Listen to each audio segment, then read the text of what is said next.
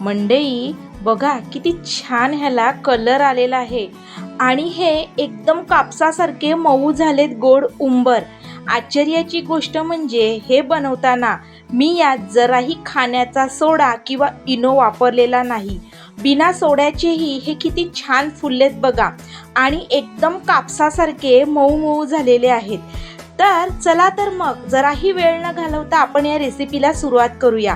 तर नमस्कार मंडळी, स्वागत आहे तुमचं सार्थ फॅमिली कुकिंग चॅनलमध्ये। तर हे गोड उंबर बनवण्यासाठी इथे मी 1 वाटी मोठी चण्याची डाळ आणि 1 वाटी मोठी उडीद डाळ, 1 छोटा चम्मच मेथी रात्रीच भिजत घातली होती। आता ही डाळ इथे मी 2 पाण्यात स्वच्छ धुवून घेतलेली आहे। आता ही डाळ आपल्याला मिक्सरला चांगली वाटून घ्यायची आहे, पण लक्षात ठेवा वाटताना पाण्याचा जराही वापर करायचा नाही।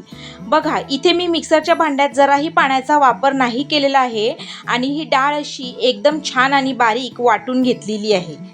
आता ही बारीक वाटलेली डाळ सर्व आपल्याला एका मोठ्या पातेल्यात काढून घ्यायची आहे।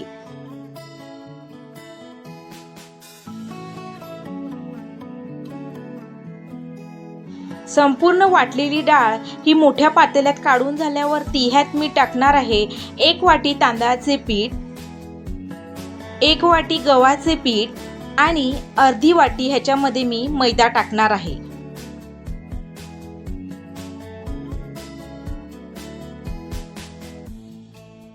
आता हे मिश्रण आपल्याला पाण्याचा जराही वापर न करता आपण जशी चपातीला कणिक मळतो तसंच व्यवस्थित आपल्याला हे मळून घ्यायचं आहे।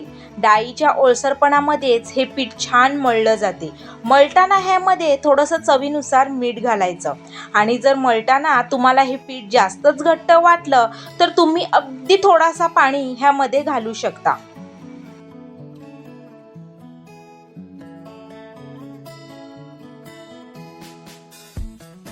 आता हे पीठ आपलं छान मळून तयार झालेलं आहे।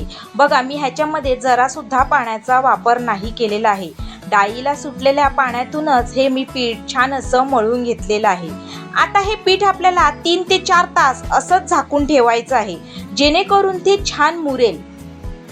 मंडळी आता इथे 3 ते 4 तास झालेले आहेत आणि तुम्ही बघू शकता आपलं पीठ बिना सोडा आणि इनोचंही बऱ्यापैकी छान फुलून तयार झालेलं आहे। आता यामध्ये आपल्याला आवडीनुसार गूळ घालायचा आहे। मी इथे गूळ छान बारीक चिरून घालत आहे, तुम्ही गुळाची पावडर वापरली तरी चालेल। गुळासोबतच यामध्ये मी थोडंसं जिरं सुद्धा घालणार आहे, ज्यामुळे उंबराची चव खूप छान लागते। आता हे सर्व पिठात व्यवस्थित मिक्स करून घेऊया। हे बघा आपल्या उंबराचं पीठ छान असं मस्त सैल झालेलं आहे। यात मी जराही पाण्याचा किंवा सोड्याचा वापर केलेला नाही, तरीही या पिठाला खूप छान असा टेक्स्चर आलेला आहे। गॅसवर मी अगोदरच तेल तापत ठेवलं होतं। आता जसे आपण गोल भजी तेलात सोडतो अगदी त्याप्रमाणेच हे गोल गोल उंबर तेलात सोडायचे आहेत। हे तळताना गॅसची फ्लेम मात्र स्लो ठेवायची।